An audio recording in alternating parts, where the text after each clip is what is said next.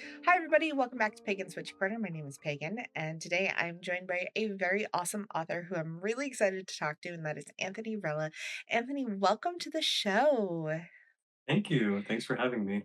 So, you wrote the book Slow Magic, which was fantastic, by the way. Everyone, this is a book that I'm going to tell you that you should absolutely get a copy of. But don't be like me and try to read the whole thing in a weekend because it might break your brain a little bit. It is a book literally meant to read slowly, work through Mm, slowly. But overall, it is still a fantastic book, but mm, it is a lot to take in if you're trying to do it in a weekend. Don't do that. mhm, um, but the book is absolutely wonderful. I loved it so much. I Probably the book is at least like 40% highlighted and like tabbed and all that because it's so much great information, which I'm gonna mm, have to go back through and actually like work through now that I've read it. mhm, Like it should have been done. But Slow Magic really does invite your readers to kind of take the work and magic and make it more intentional, especially in a long-term kind of way. So what really first drew you to this slower approach and how has it changed your spiritual path? mm. Well, a lot of things coalesced around it, but I would say uh, a lot of harsh lessons and negative feedback in my life kind of has constantly compelled me to slow down. And that's kind of the phrase, especially in the past few years, that just comes up consistently.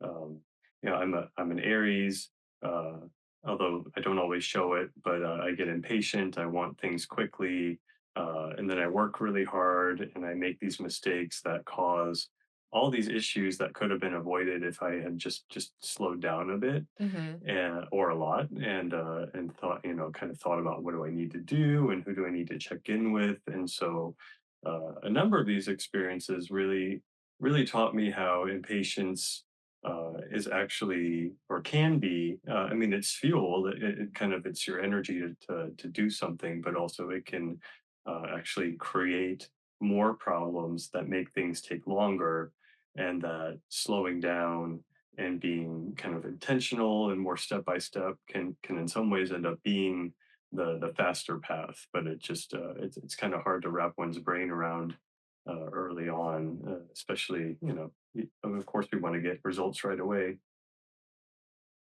I completely understand that. Like, I'm one of those people too. Like, I very much enjoy the let's do it right now. I have the ADHD there, and the ADHD is like, do Mm, all the things right away. Let's go and get all the dopamine right mm, now, all the results. It makes it, really hard for you to sit back and go, okay, yes, I can do this, but sometimes, I've noticed that like hyperfocus can turn into obsession and can also mhm, turn into absolute burnout. And you don't even see the burnout coming on because you're stuck in that hyperfocus state. And so you're like, I have mm, to do all the things. So mm, I completely understand. But you also talk about like all the different ways to kind of incorporate some of that through like will and desire and choice and make them kind of the central forces in transformation. So, how do you personally navigate the differences between true will and surface level want? oh, that's a great question. I love that. And it's something that I keep, writing the book helped me to think that through more deeply. And it, it's a answer in progress. So um yeah, I'm just gathering my thoughts because Okay, that was a big question. no, I loved it. And you'd think because I wrote about it I'd have the answer. But I think I think surface level wants are worth paying attention to and also being curious about, and not just sort of taking at face value all the time, because I think surface level wants are sometimes, or they are pathways to what we would call true will, but they are sometimes um, not refined, they're not developed, they're not really integrated, and they can be extreme. And so in the book, I talk about I use the parts of self sort of model, drawing upon.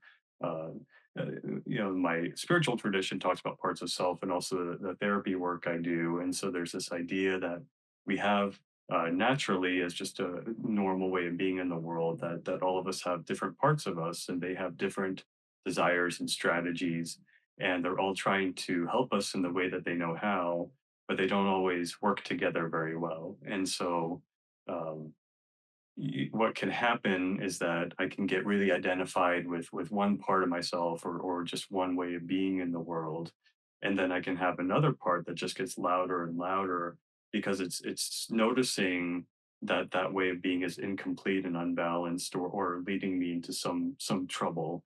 So the other part is like, no, you have to do this, but it might do so in a way, because I'm not really skilled at listening to it, it might do it in this big way that feels really extreme, and then I don't want to do it, or I'm just moving between extremes. And so uh listening to that want is the and being curious, like, okay, what, you know, I'm having this thought like, oh, I just want to quit my job, I want to go start fresh. uh so that's, maybe an extreme manifestation, but just to be curious, like, what would be good about that? What would be desirable about that? And then when I get deeper into it, it might come out that I don't really need to quit my job and leave my life. I just need a vacation. It's just Mhm. I was just so stuck in workaholic mode or something like that. And so when I think of true will these days, um, I think of true there's that kind of like term in, like, with bicycles, when the wheel is true, then it's running in alignment so that it's Mhm. moving smoothly. And so I think of true will as that smooth movement of will that really integrates all the information my parts have, all the different perspectives, and I'm taking in. They become like a council.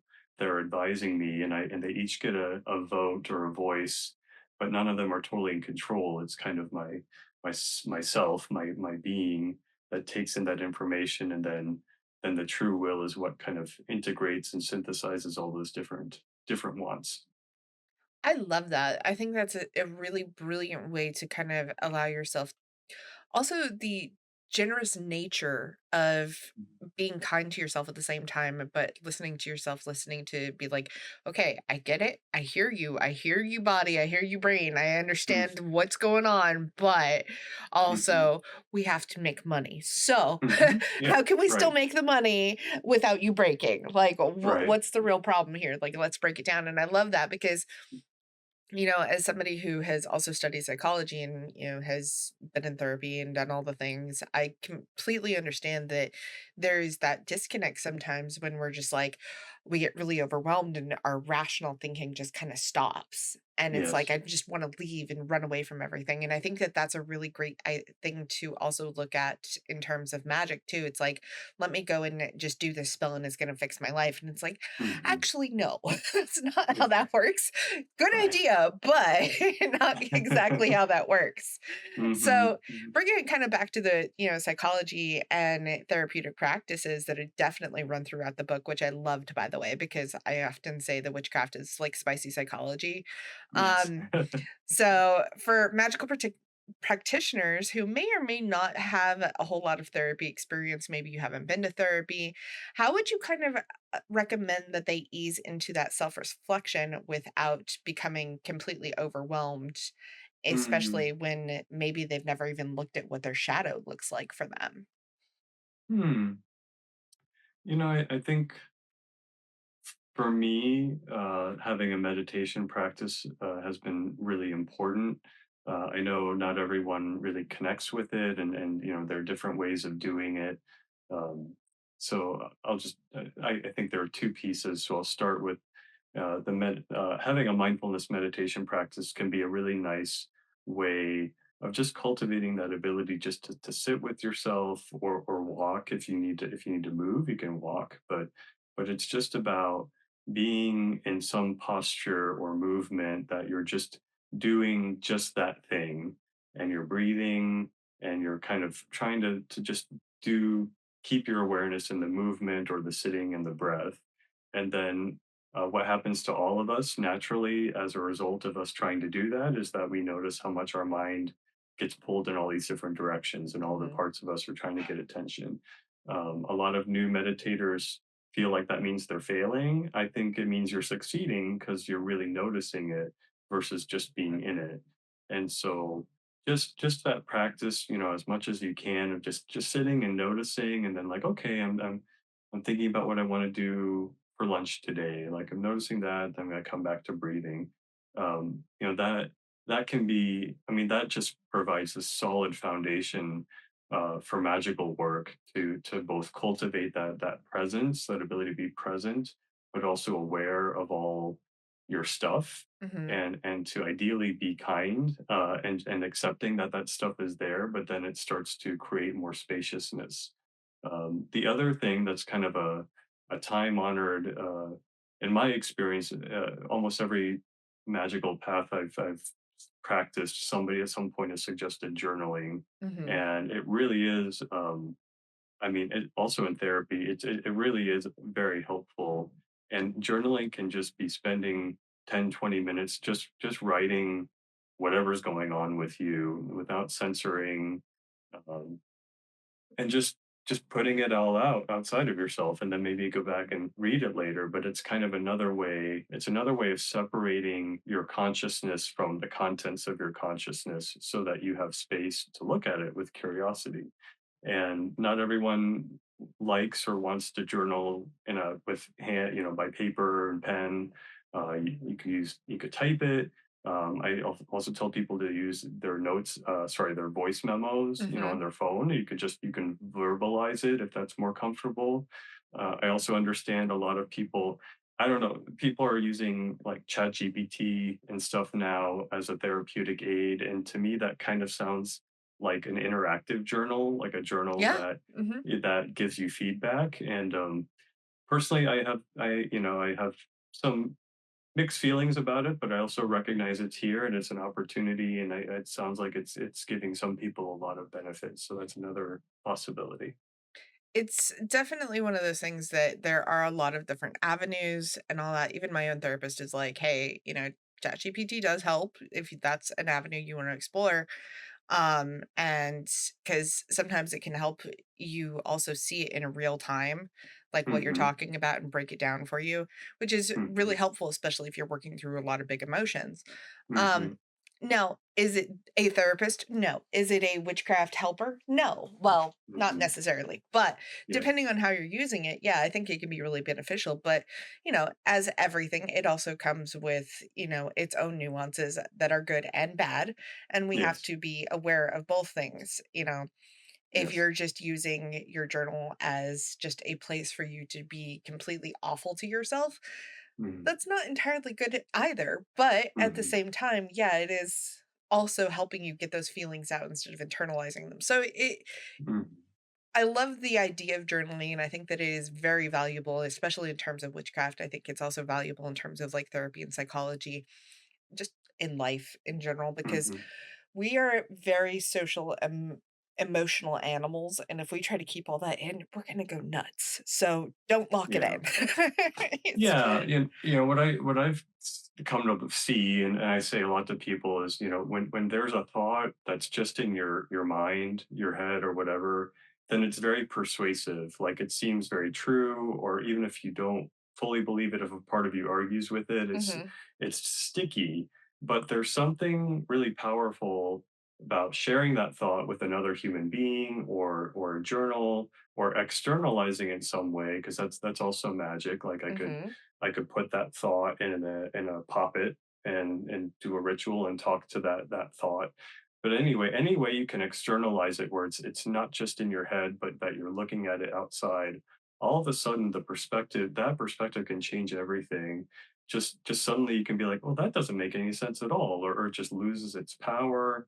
And so that's so much of what is good about therapy is and at its best, the therapist creates a space where you're safe enough to share these thoughts that are really scary to say out loud. And as mhm. soon as they're named, so much of their power just dissipates, and then you have freedom. And that's what all of these tools can offer in different ways. I love that. And so, talking about the obviously avenue of slow magic, that takes time. So Mm. you spend 3 chapters talking about the different avenues of time, the line, the spiral, and the cycle, which by the way are all fascinating chapters. Um, when you really are like, oh, I didn't think that anybody could break down time that much. And then you read it and you're like, oh, wow, that was a lot that I didn't realize was encompassing all of that. And that was Mm. really amazing. And now I have to go think about this. So it's a really great thing. Um, so, why is our relationship with time such an important factor in magical and personal transformation? Obviously, because healing takes time. But outside of that, kind of what are your thoughts on that? Mm. Well, I think, time is how we experience being and being alive, and so it's kind of it's just, some there are some people, some spiritual traditions there, or even there's this sort of, I think, in certain kind of scientific paradigms, there's this idea that there isn't really time, or that all time is happening simultaneously, which is probably true. But in this meat suit I'm living in, I experience time in this kind of linear fashion. I start at my birth, and I'll end at some point. Um, but just while I'm in this sort of limited wave, moving through the world, and so you know, and so I live currently my consciousness is in this linear experience where if I want something, and I don't have it right now, one of the distances between my desire and its completion is time, Mhm. and so these different models of time, there's so much. It was really interesting to write about, and I it was all one chapter in my first draft, and I didn't realize it would just end up being so long that it made sense to make it 3 chapters. So I it got kind of carried away, and I just noticed so much. We impose this model of linear time, and culturally, that's what's kind of popular right now. Uh, this idea that there's a beginning and an end, and progress is just this linear path. And of course, if you've lived long enough, if you've tried to accomplish anything, if you've had health issues, like you've experienced that none of this is actually linear, that you go through, you make some progress, and then you have what feels like setbacks, and then maybe you have even more progress, and it can feel like a pendulum, it can feel like you're stuck in a cycle. A lot of people, when they have addictive processes, they talk about being stuck in a cycle. But also, as pagans, I love paganism, and that worldview, the cycle is normal and kind of natural, and something we revere. The cycles of nature, the wheel of the year. It's something that you're kind of held in this idea that we're just moving from A to B. There's a larger container in it. I feel like I've gotten so into this topic that I've wandered off your actual question. No, you are still on it. You are good. You're Okay. good. You're good. Oh, what's important about it? Yeah. So, so I really come to see. I think on a personal level, when I'm thinking about my own story, my own wants, linear time makes sense in terms of its narrative time. It's the hero's journey. It's this idea of I want something, and I'm going to do the work to complete it, and that's how I move through the world. But also, when I'm moving towards something I want, a future I desire, I tend to get stuck by things that I felt in the past or experienced in the past that tell me that future is impossible. So I have to go back into the past and kind of rework those memories and those experiences to tease out a meaning of life that makes the future I want possible. So that's linear time. But then cyclical time, I'm really seeing as the larger world that we're doing our magic in, and that there are cycles of nature, cycles of the day, cycles of the moon, all these astrological Mhm. cycles, and that's just the field in which we're living in. And so of course it's normal to have growth and decay and progress and setback, because that's just a linear way of talking about a cycle. But then when you combine, and so I want to orient to the larger cycles I'm working in to make my magic the most effective. I don't want to do summer magic in the winter time unless I'm really trying to plan ahead for next summer. And then, but with that, like what the real quote air quotes, the synthesis of those two is the spiral, which is how we actually move through space. Our solar system moves through space as kind of a spiral, Mhm. and that incorporates the both. We're moving in a direction in a linear way, but also we're spiraling around the sun in a cyclical way. And so that's what all of this our experiences really are. Um, if I have a feeling, a setback to something that reminds me of when I was in my 20s and I'm in my 40s now, and I'm like, how could I be feeling this again? It's not exactly the same because I'm having this experience at this point in the cycle, but with all the wisdom and tools and growth that I have at this point in my linear life. And so the intersection of those two creates a different experience. There's different opportunities. I love that. I think that that's a really great way to kind of explain everything, and not only that, like, we tend to kind of forget exactly how we're moving through life because, as you kind of mentioned in the book, that especially as Americans, we are really taught, hey, get to the next thing, do the next thing, Mhm, be all you can be, kind of like army mentality of like, you must have mhm, this, and a capitalistic movement. If you don't have the best mhm, job and you're not doing everything, you're mhm, focused so much on the act of trying to just prove that you actually have all your stuff together when you really mhm. don't. Most people Yeah. don't. They're just trying to figure out from day to day. Mhm, So in terms of kind of witchcraft though, especially sometimes in witchcraft, a lot of witches are like, I don't really know what I'm doing. I'm just trying to figure out my way as I go. Um, so they're talking about, all the different rituals and stuff that they try to do. And sometimes I've heard, especially a lot from younger witches that are like, I don't really understand why I have to do all of these mhm, presence of these rituals and all of this. So you talk a lot about ritual and being present and being embodied in your practice. So in terms of new witches who are in here going, oh, well, I need to rush through this so I can get to the next thing. Obviously, we know there's no mhm, end to this path. mhm. It's forever. What do you think that newer and modern practitioners are losing when they are rushing through their magic? Hmm. First, I just want to. I think this is a great question, and I just feel called to name that. Like I have a lot of compassion for that, and just as I said at the beginning of the interview, I was that new young witch. Oh, we all Uh, were. a- a- yeah, we We've all all been were. there. So I just want all of them to hear before I respond to your question that we all totally get it, and we all have Yes. done this, and so it's like there is. I think there's wisdom and things you can learn from being in that state of just like, I don't get it. This doesn't make sense to me. I'm going to do what feels right to me, or I'm going to do what you tell me, but I don't understand it. And so, you know, I think it creates a lot of frustration and disappointment and heartache that turns out to be kind of I won't say unnecessary, but I think it's just part of learning how to be effective in this world. And Mhm. so, you know, I again, like you talked about capitalism as kind of a linear thing that we have this idea you want to hustle as hard as you get to success, then you can just sort of coast, Right. or that's like the dream.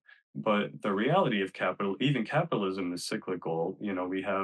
We have boom times, we have busts, and the stock market goes up and then it crashes, and everyone talks about recessions and stock market crashes as though they're these unprecedented things when they're actually just very much built into the structure of capitalism, but Mhm. we kind of convince ourselves that they're not part of it when things are going well, and that actually doesn't serve any of us.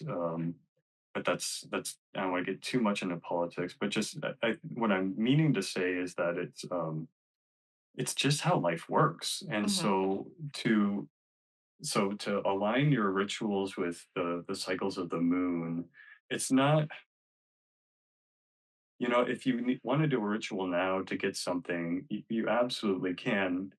And also sometimes when you're rushing or you're doing things out of urgency or desperation, uh, you can manifest things that actually become harder, or you manifest what you don't want, or you accept results that aren't actually in line with your will. Mhm. And there's something about the practice of slowing down and really being deliberate that helps to let your whole being, all your parts, your soul, all your magical allies know, like I'm really serious about this action and this result, and I'm really committed to doing what it takes to get there. I'm even committed to being patient if that's what needs to happen because I really want this actual result. And there are many results in life that we can't get with urgency. We can only get with deliberate practice and paying attention. I'm kind of thinking about, my mind is going to an example of like applying for going to school, Mhm. trying to get submit a story to a literary journal. They might have, this month where they're taking new applications, and then they're not taking them the rest of the year. And if you try to send in your submission before that month begins, it won't go anywhere. Right. And if you send it after, then it's too late. And it's frustrating to find out that you missed the window when you just decided you wanted to do it. And that is really frustrating. But that's also just something, unfortunately, it's just part of the world we live in. And so I think it's kind of like the magical equivalent of that, of like, okay, this is what I want. What's the best window for me to manifest or to put out this desire for what I want? And there's something about that slowing down and that deliberation that just really focuses and refines your will. And then you just practice it for a while, Mhm. and maybe there's a point when you get kind of bored with it and you're like, okay, I think I've learned all I can from the cycles of the moon, which you never really do, but you can like, I'm going to take a break from the moon. And so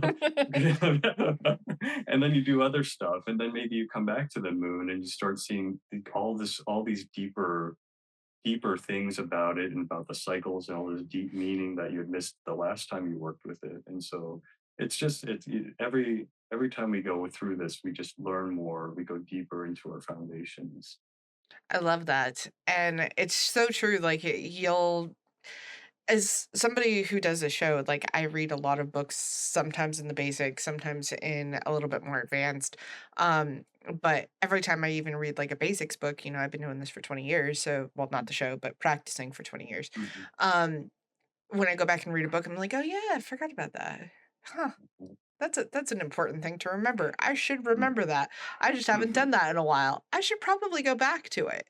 And mhm, having those kind of moments when you stop and you're like, "Oh yeah, I should do this thing again," or "Oh look, this is a new thing." And slowing yourself down, and don't get me wrong, there is a place and time for fast magic. There is mhm, absolutely, but remembering that we are not machines. We are mhm. spiritual beings who have been told that we have to go fast. We have to get all of the achievements in our life. Otherwise, we will never have a fulfilled life. It will be terrible and awful, and you're just going to die alone, and everyone's going to hate you. Like, Yeah, that's how society makes it believe. right. But when you get into like your 30s and 40s, and even later on in life, you start to realize you're like, that was a lie. I was Yeah, lied to. What do that's you right. mean?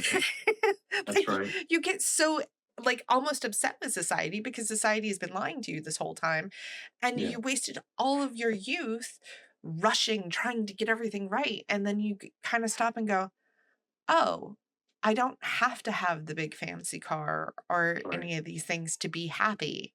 Like, Mhm, these things don't make me happy, it's just it makes me more fulfilled, and, I have a transportation way, or wait for transportation to get back and forth to work. I have a job that, pays my bills.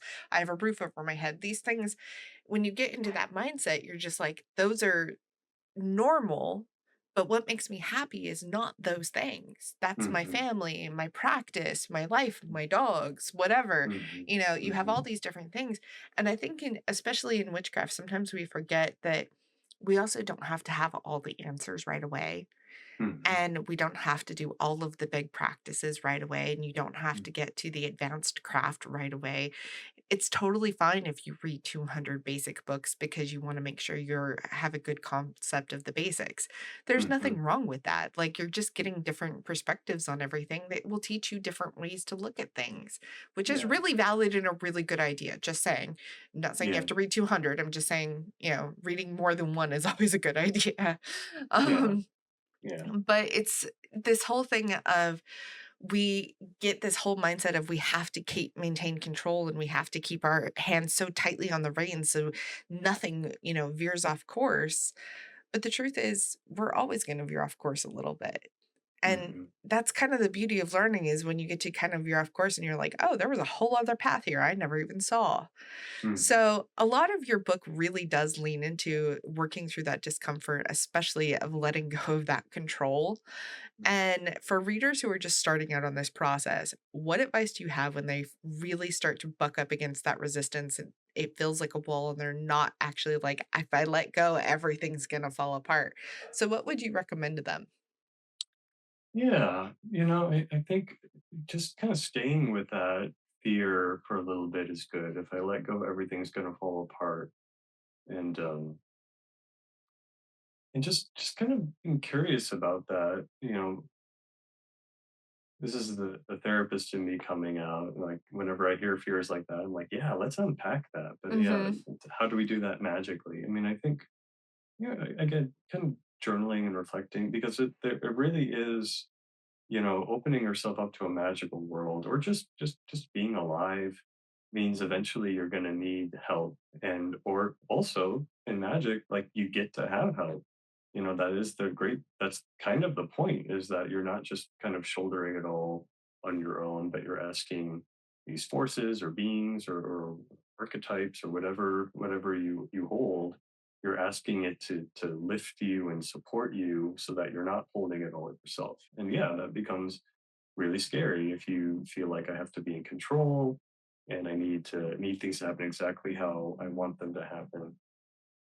And so I think kind of exploring the fears and ideally if there are fears that have practical solutions, whatever preparations you can make is useful.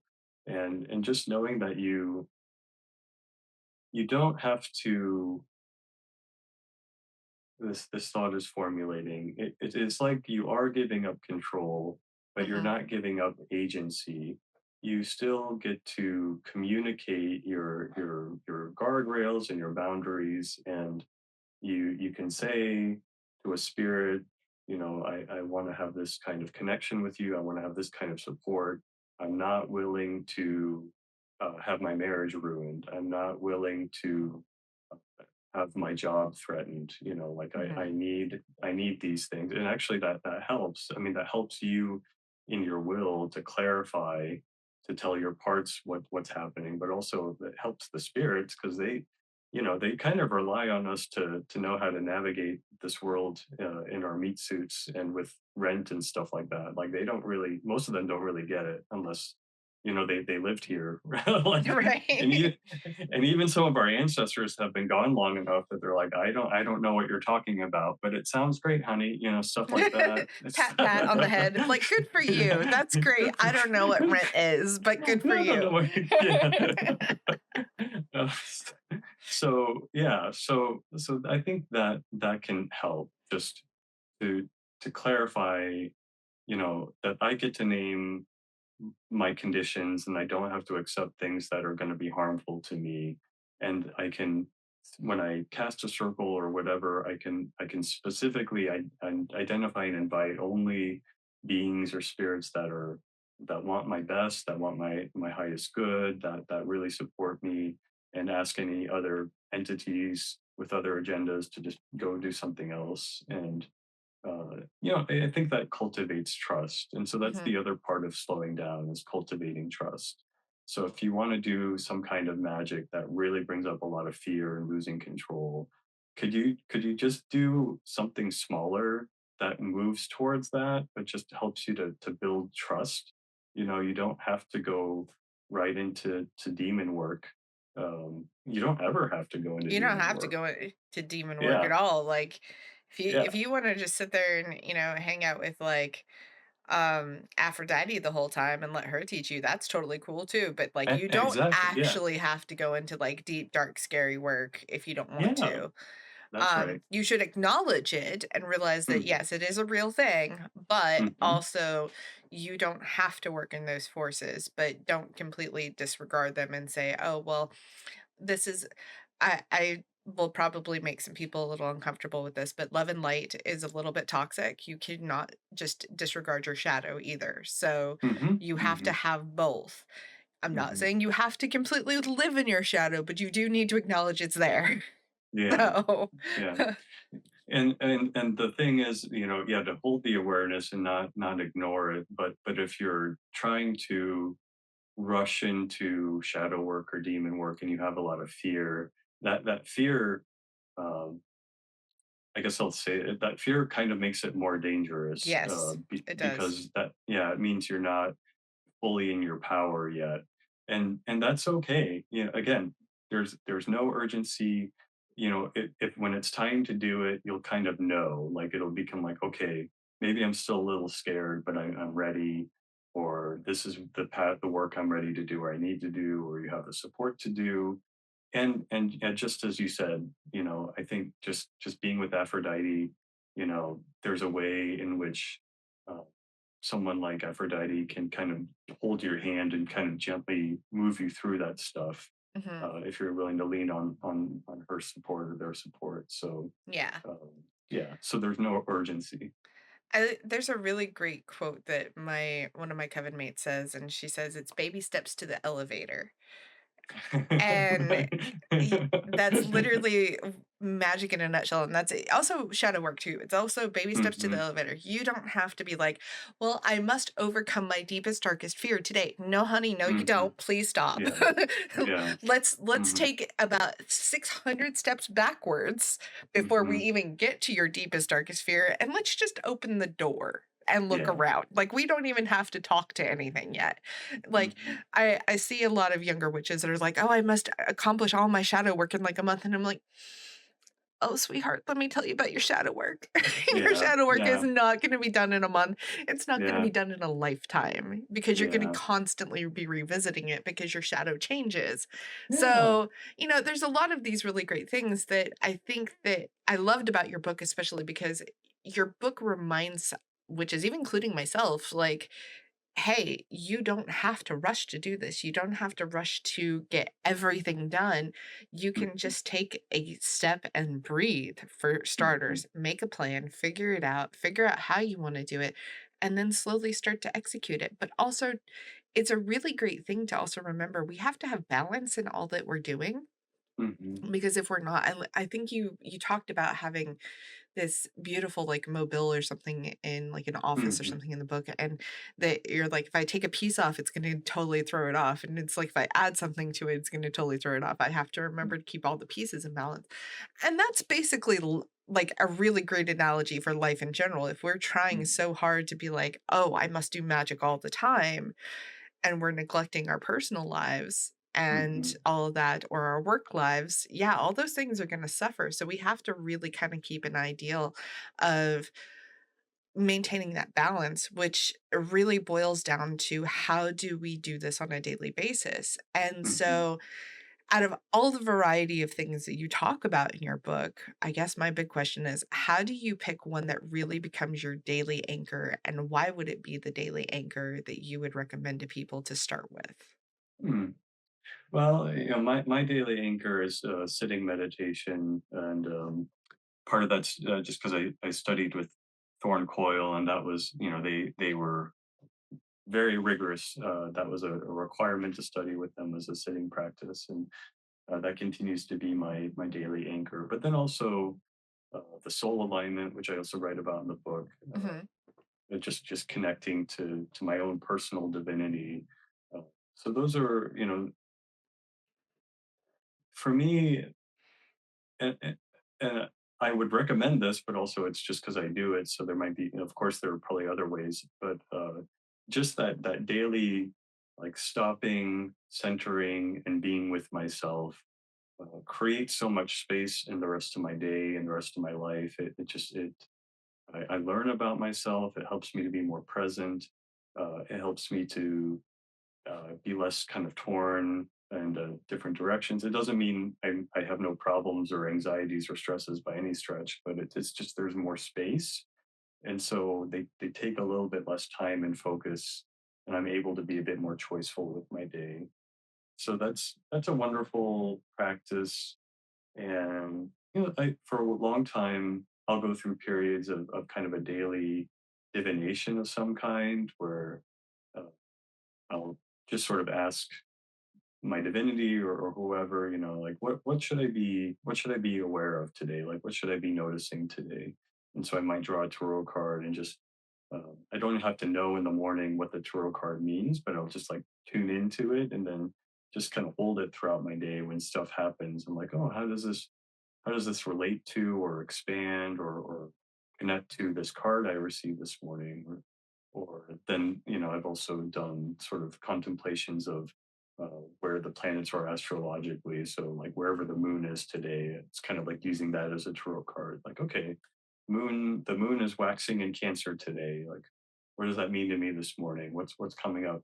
And and and so you kind of just picking a focus, I think, Mhm. because the meditation orients you to your inner world and the divination orients you to the outer worlds, and they both just open up this opportunity to be curious and awake in your life.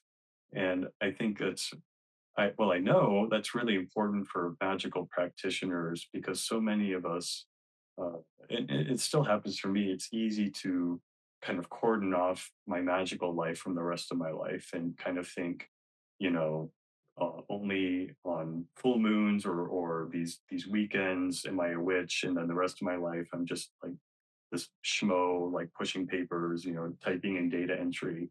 But really, like kind of having that opportunity to be contemplative about magic throughout my day just reminded that there is no separation. It's all of these worlds are happening simultaneously, Mhm. and I can be aware of that as I'm moving through life.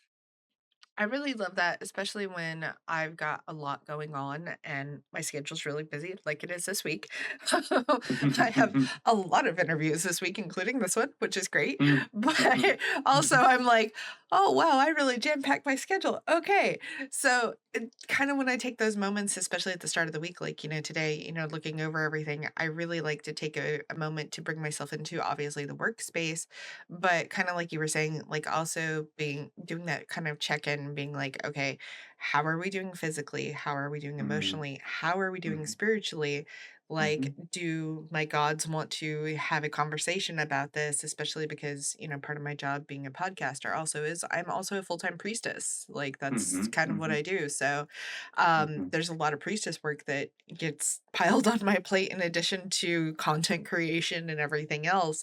mhm, And so by the time I'm like, okay, let's, check in, maybe it's tarot, maybe it's meditation, maybe it's some channeling, whatever it may be. And a lot of times I call those coffee moments with my gods where I'm enjoying my mhm, coffee, mhm, looking at my schedule, but also listening to them. And I have a lot of divination through music. So I'll turn on like my Spotify playlist that's dedicated to my mm, deities. And I'm like, okay, who's on the docket? Who needs to talk? And mm. whoever, and I put it on shuffle, and whichever one comes through, I'm like, I know who you are. Okay. I love that. That's so Yeah. good. Yeah, yeah. And I have all different songs associated with different deities, and, like, I'll channel as I'm listening and being like, "Do you like this song? Does this feel like you? Is this, a message you wanna convey?" And then, like, Loki's really big. He'll come through and be like, "That is mine. That is my anthem right there." And I'm like, "Yes, Loki. I knew that before you even entered the chat." Like,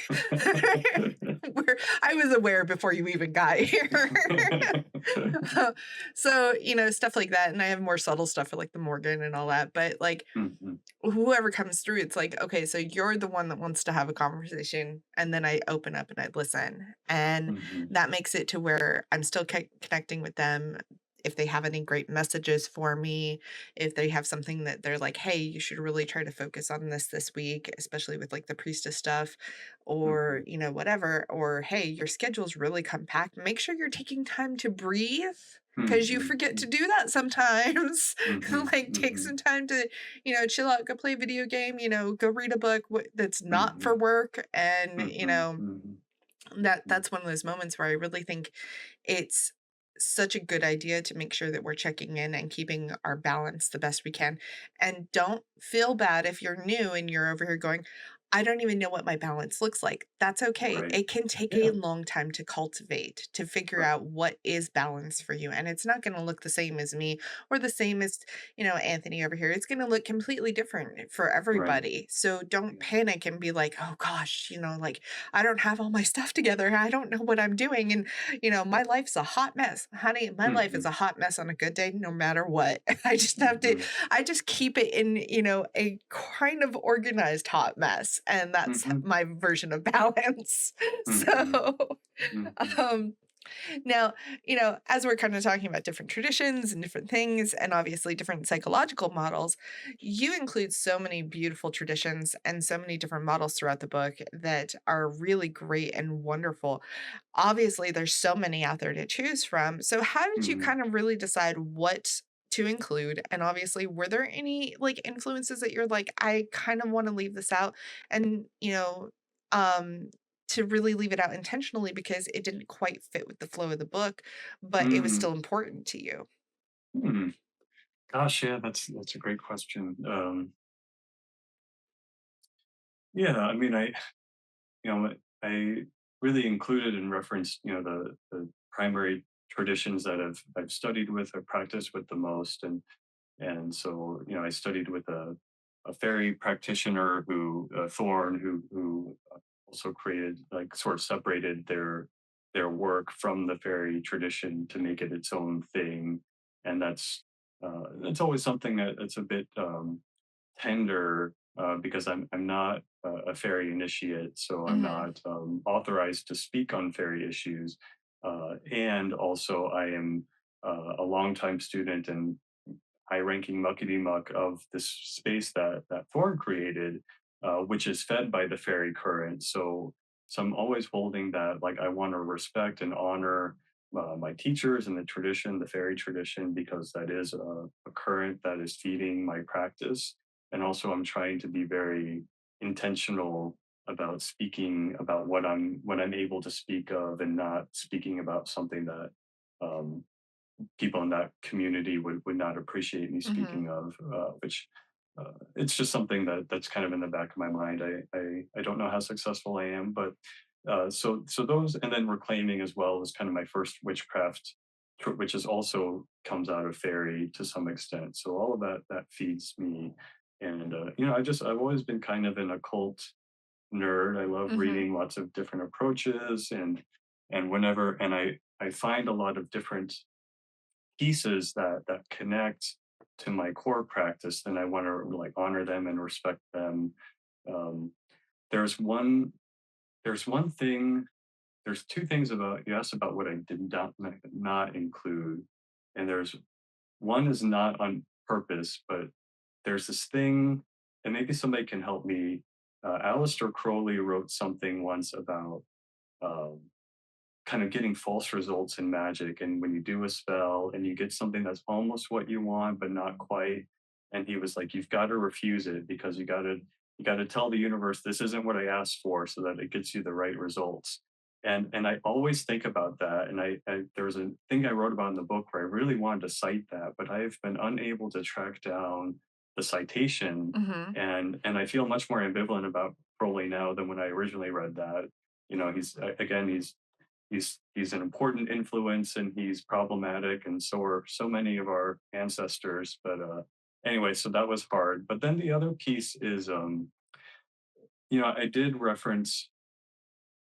Um, I studied with a hoodoo practitioner for a little bit, not very Mhm. long at all, but I kind of took an intro level class, and then also when I was having a difficulty I write about in the book, I ended up talking to a voodoo mambo, because the spirit who showed up to me looked like a voodoo spirit, and I'm not in either of those traditions really. I learned a lot from hoodoo that I find really useful and exciting, and also I'm really mindful that I'm a white person, and those aren't um, that it's a tender thing for me to speak about Mhm.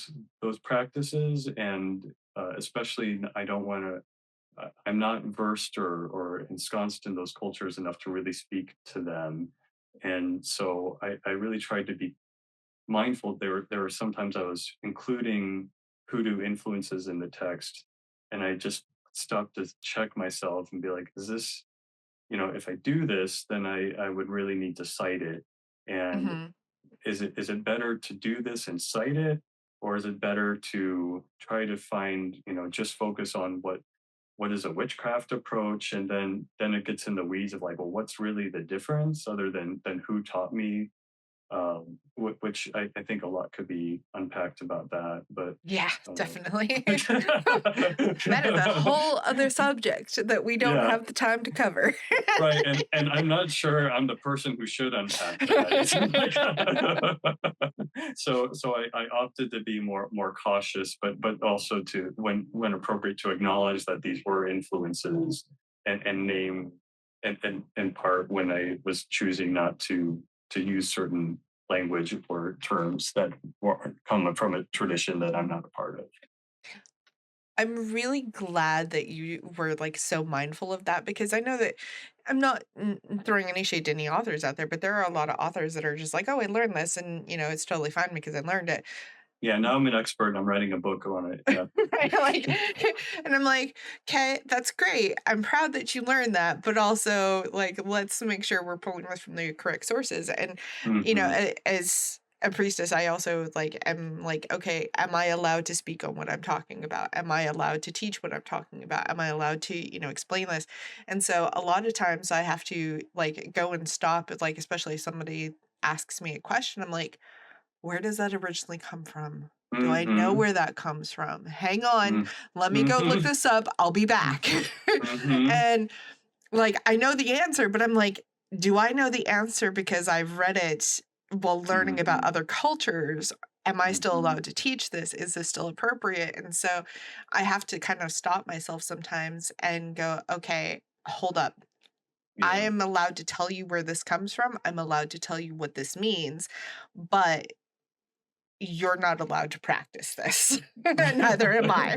So that like this is where it comes from, this is how it works, but neither one of us are okay to do that unless you really have the heritage or you've been inducted into those kinds of things, initiated into those traditions and all Yeah, that. you If need you to haven't been really. able to do that, then yeah, please stop. Yeah, Respectfully. if this interests you and you find a teacher in that tradition who is willing to teach you, then pursue it. But Mhm. if it's just like a kind of a curiosity, then maybe just hold it and know it, and Yeah. yeah. And the other thing too is like, a lot of people who are pursuing those things, I want to kind of make that very clear to you that some traditions will straight up tell you no. And Mhm. that's okay. You have to live with that no because if you're not allowed to practice it because they hold it very sacred due to, their peoples were colonized and, they faced a lot of erasures of their people and their traditions. And a lot of times they'll hold those very sacred and want only the people that are from that lineage to practice it. And that's totally okay. We have to live with that as, people who are not of that. So, but if somebody's like, yes, I can help you, I can teach you, we can go ahead and get you initiated and then you can practice, that's fine. That's Mhm. okay. But you have to talk to people who actually are in that, whole lineage that are able to do that. Yeah, So there's a really and big thing about that. yeah, and there's also just the complexity of some people within the same lineage will say it's okay and agree to teach you, and other people who are their peers will say it's not. Yeah. And that's So yeah. you'll run into both, but it is definitely a good idea to really make sure you're fact checking yourself and making sure that you're also bias checking yourself too. Like Yeah, They're just being a good, good sorry, human. a good human, Yeah, good human. being respectful of your position and, being respectful of a community that you're not a part of at at Exactly. this time. Yeah. Exactly. Um, so there's a lot that you have obviously put into this book, and we've talked about so much of it. But was there a part during writing the book that maybe kind of surprised you or that you didn't expect to really write about or teach about within the book? I do have a good answer. I had originally not, there's a chapter on community in the book, on human community, and it wasn't the first draft, and I had written about kind of spirits, this community of spirits, and my editor came back with, when I saw this title, I thought you were going to write about human community, and I think it would be great to include a chapter about human community.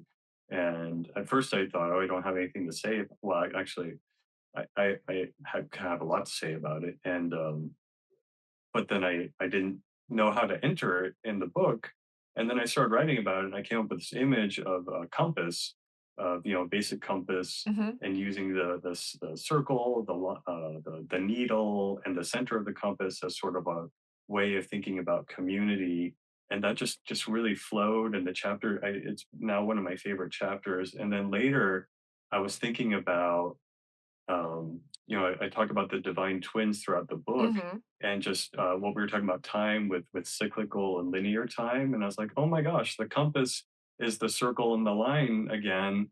Like it's another way of putting the circle and the line together. So it just felt I love those moments where there's these like core symbols and themes that almost I mean, they probably are their own entities trying to get through my thick skull, like, "We have something to say."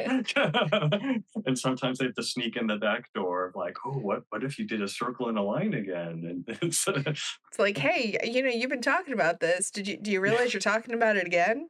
Isn't yeah, that great? like, Isn't it awesome? yeah, It's a great message, yeah. isn't This is it?" there's a lot here, yeah. I love that you were doing that, and I love that the community chapter is one of your favorites. It was, actually one of mine as well. It was such a beautiful chapter as well because it really does bring about the positivity of also reaching out to, not just yourself, but to having, guides and teachers and people within your community that are allowing you to, reach out and learn from. Which I loved all of that, and I love the compassman imagery that you put with that too, because basically this whole path of witchcraft and everything self-discovery that we're on is basically like basically taking a walk through the woods, and you sometimes do need a compass. You need it to figure out which Mhm, way you're going and how you're going to get there, and are you still on mhm, the right path, and slowing that mhm, down and allowing yourself to say, hey, it's okay to stop and be like, am I still going where I'm supposed to be, or did I veer off into the mhm, woods and now mhm, I'm lost or whatever. you yeah, know it's a really mhm. great thing, and I love that about it. So, I know we've talked about so many different things, and you probably already answered this question like 10 times over, but I'm gonna ask it in case there is one thing that, like, you really, didn't answer. And Mhm. if readers were to take away one thing from Slow Magic, what do you hope it is? And obviously, you could totally say slow down your magic, but is there another theme that you would want people to take away from the book that maybe we haven't already discussed? The deepest theme, and I didn't talk about this as the source of the book, and gonna kind of gloss over it, but um, one of the one of the reasons I wrote the book was kind of seeing the direction the culture was moving, and seeing that things time we go through hard times sometimes, personal hard times, collective hard times, and that those times, that's a bigger cycle of life, and eventually those times will end. And what I hope and pray and kind of want people is to hold magic as the thread, as the life vest, the life preserver, the shelter to help you get through hard times, so that when the times change, you're ready to manifest something beautiful, something life affirming, something human. And as I'm saying that, I also want to say that we don't have to wait. We don't have to wait for times to get easier to manifest, but that is kind of the real hope I have is that uh, there's so much beautiful creativity and humanity and joy that I think we're all capable of, and I know that sometimes we go through dark times, and I hope that this book helps people have the strength and to get the support they need to find a way to thrive and create beauty through it and beyond it. That is beautiful. I love that so much. Um, Now, I guess because we are literally almost out of time, we're almost like literally 2 seconds away from that 1 hour marker, but we're gonna go a little over, so that's okay.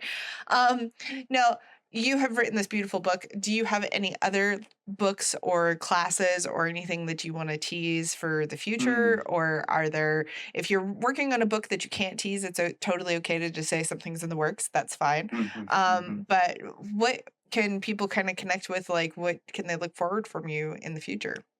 Sure. Well, I do have a couple of books I wrote in the past that are available through a different publisher, through Gods and Radicals. One's called Circling the Star, and one's called In the Midnight Hour. It's a very small book. Mhm. In terms of the future, I will be I'll be teaching a little workshop in Seattle. If you're in Seattle, there's a Charlie's Queer Bookstores. We're doing something in September, which will be really fun, I hope. And I will also be. I'm working with Morningstar Mystery School, the school that I'm a part of, and we're working on putting out some like one-off kind of 2 hour workshops around the book. So if you go to morningmysteryschool.com, the information's not there currently, but it should be there, in the next month or two. And also, I've been maintaining a Substack where I'm trying to post these things to give people a heads up. And I feel I'm not actively working on another project at this point, book wise, but I'm trying to cultivate the creative fires so that when the idea comes, I'm ready. I'm ready to act on it. And the funny thing about those creative fires is they will show up when you are least expecting it That's and right. when you have the least amount of time to work on them. At That's least right. that's Yeah. usually how it works with me. Yeah. There's that expression of if you want something done, ask a busy person. Yes, right? Right. It's so true. So, where can folks find you on social media? Oh, I have yeah, Substack. It's anthonyrella.substack.com. Also, if you just go to my website, anthonyrella.com, it's mostly for therapy people, but I have my socials up on the menu bar. But I also have a Facebook that I update well, it's kind of a black hole. I put things on it, but the algorithms don't seem friendly to me. But Well, also, I Facebook have is a I, evil. it is, So and then similarly, I have an Instagram that's Anthony Rella PLLC, and that I will post, just stuff about yeah upcoming things and articles I wrote. So those are ways to connect with me right now. perfect. I love that. Yeah, Well, this has been amazing. Thank you so much for being here and teaching us all about this. And also, thank you for writing that fantastic book. It was amazing. And oh, like I said, I'm going to have to actually go back and work through it now that I've highlighted and tabbed the crap out of it. So, um, thank you, and it's such a pleasure. Yeah, thank you so much. you are so welcome. You're welcome to come back anytime. Anytime you want to talk about stuff, just hit me up. I'll have you back on the show anytime. I'd love it. Great. Yeah, I love that. Um, Yeah. but everyone who's been listening, thank you so much for listening. The show is nothing without your beautiful ears to let us just pour our wonderful voices into. And thank you so much for listening to the show. Thank you for being a subscriber if you are. And if you aren't, hit that beautiful subscribe button. We love it when you do. And also, join us in Discord. We have a lot of really great stuff happening. There's a link in the show description. But most importantly, be kind to yourself, be kind to each other, take care of yourselves, especially in this crazy world. And I will see you all next time for another wonderful podcast with another great guest. I'll talk to y'all later. Bye bye, everyone. Hello, friends. So As you know, I do a lot of community work as well, in addition to the show. So if you're looking to deepen your practice with and connect with like-minded witches like myself, or even get your questions answered, you should join the Discord. And the Discord has this beautiful community that I have built, and it offers some really great opportunities for witches to connect. Once a month, we host Temple Hours. I know, silly name, but it's true. We host a open discussion where you can ask your witchcraft, paganism, or even spiritual questions. And if you're curious about deity work, spellcraft, or if you just want to chat with other fellow practitioners like myself, because I usually will be there, Temple Hours is a space where you can come and learn and grow. The other one that we offer is the Divine Gathering. So every week we host a public devotional circle to honor our gods, share offerings, and strengthen our spiritual connections with the divine. So no matter who you work with, no matter where you are in your practice, this is a time for reverence and community support. So you should totally come join us in the Raven's Nook. It's a great place. It's a warm community. It is very welcoming, very chill and relaxed. And if you want to join us, which I hope that you will, there's a link in the show description, and I can't wait to see you there. So take care, everyone, and I'll see you all next time. So I just wanted to give a big shout out to all of my listeners and say thank you for being a loyal listener. So if you love the show and you want to continue supporting what I do, you should come get a little deeper into the world with me. You should check out my Ko-fi page. There are several tiers that you can choose from if you would like to. And one of those tiers is the Raven tier. This gives you sneak peeks, discounts into the little shop there, and behind the scenes looks. The Wolves tier gives you even more than that, extended looks into my books, shows, cosplay projects, and even more special creative insights. And if you want to get real deep with me, there's the Shadow tier. That brings you to monthly devotionals or divination posts, voting power on new ideas, and surprise goodies when my energy and spoons allow, plus everything from the other tiers, too. So if you'd like to walk a little closer with me, check out the link in the show description because I'd love to see you there. And thanks again for being such a loyal listener.